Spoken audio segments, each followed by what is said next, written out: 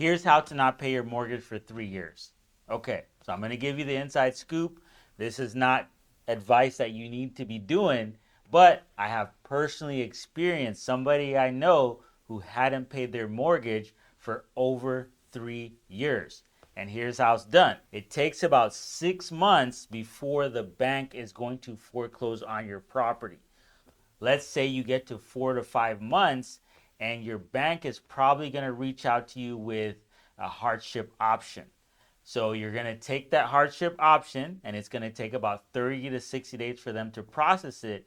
And then the bank is going to end up giving you another, let's say 6 months or 4 months to catch up on your payments. So you're not going to pay those 4 6 months. And then again, the bank is going to come back to you with a hardship letter. Most banks are not going to let you go through this for 3 years. However, this person keeps doing it and the bank has not caught on and they haven't paid their mortgage in 3 years. Now, I've actually had a scenario where somebody didn't pay their mortgage for 20 years. How did that happen? So how did this happen? Oftentimes, smaller banks are bought out by bigger banks. Okay, so this big bank took over the smaller banks, and when a bank is taking over another bank, they have to look at all the paperwork. And for whatever reason, this house got lost in the shuffle and no one knew they owned it. We called the big bank, it wasn't on their books, and the small bank wasn't in business. Okay, so it's been 20 years. The house had been abandoned. The person got a divorce. They moved on with their life. And when we called them, they're like, I don't own that property. And like, hey, no, you do own this property. Your name is still on the deed. So we called the bigger bank and we finally found that property. However, the property was in disrepair. Can you imagine 20 years vacant? However, the big bank allowed us to do what's called a short sale, where they allowed us to purchase the property for less than what the person owed on the mortgage because 20 years had passed and that house was in disrepair. Another situation I had was similar situation. A big bank bought out a smaller bank, but this time a squatter moved into the property and actually did an adverse possession and took over the property and was just simply living there.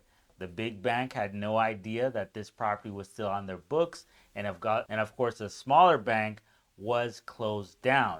And the homeowner was trying to sell the property, but they couldn't sell the property because there was a squatter in there, and the squatter had taken adverse possession of the property. I don't know how they did it, but their name was on the county records as the owner of the property. So the actual owner couldn't sell the property. Can you believe that? So, I say this to say what we do here at OT Homebuyers is we help people solve real estate problems. If you're currently behind on your mortgage, you need advice on how to catch up. My personal advice here on the channel is get a second job, put your pride aside, earn some extra income to pay that mortgage. Another thing you can do is get a roommate. Maybe you're married, put it on Airbnb, one room, and allow that to help you pay for the mortgage. Another thing you can do to help pay for your mortgage is call your bank. Your bank is going to have hardship options.